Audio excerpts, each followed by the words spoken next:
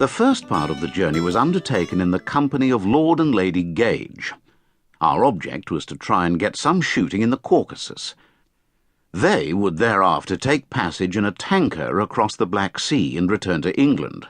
I hoped to get permission to continue my journey to Manchuria by the shortest route, across the Caspian Sea and up the Turk-Sib Railway through Russian Central Asia to its junction with the Trans-Siberian Railway. August the 29th, 1934, in Poland. Left on August the 27th. Plethora of bowler hats at Liverpool Street softened the wrench. Journey to Berlin with the Gages, laconic, uneventful, agreeable. Exchange lousy. It always is. On the boat the same sun, the same caparisoned hikers, the same fish for lunch, and the same self-disgust as last year. Footnote. The diarist's reasons for being disgusted with himself, though doubtless sound enough, have been forgotten. End of footnote.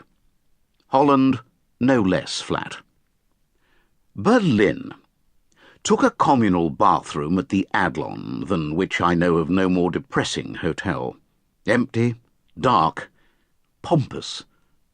The early office-goers in the Lindens seemed to me a trifle haunted, but perhaps that was only their dyspepsia, or mine. We called on Bulgy Thorne. Lieutenant General Sir Andrew Thorne, KCB, CMG, DSO, who was at that time our military attaché in Berlin, who seemed to be very courteous and very able.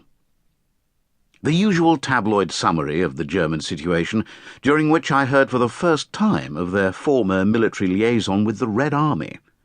Then a polite visit to a museum. I searched pictures for oddities and drama and nothing else. We lunched with a young Bismarck, very highly civilized, charming, expressing a pleasant, lackadaisical despair. He lives in Rome, and, I imagine, dilettantes. He was very kind to us, though clearly loathing it, and in the afternoon George and Moggs, Gage, went with him to Potsdam in the pouring rain. It rained all day, and saw Labour Corps doing arms drill with spades and other wonders. I went and saw Reed, the Times man, who was nice, is said to be able, and emanated a slightly Printing House Square atmosphere. Footnote. Mr. Douglas Reed. 3 years later in Vienna, he told me the story of his life. I suggested that he ought to write a book about it and gave him a letter of introduction to my publisher. The result was Insanity Fair. End footnote. He said Goebbels would be the first of the top-line maniacs to go, since he makes himself so hated, and told me a story of Jews near Frankfurt being sympathetic to Hitler. Thence I went to Knickerbocker, whom I found among his suitcases with his wife, very like an American foreign correspondent's wife, and his publisher, an intensely jovial German. Footnote. Mr. H.R. Knickerbocker, a very likeable person, was killed in an air crash in India in 1949. End of footnote. They were pleasant, and he told me that he is going to Manchuria.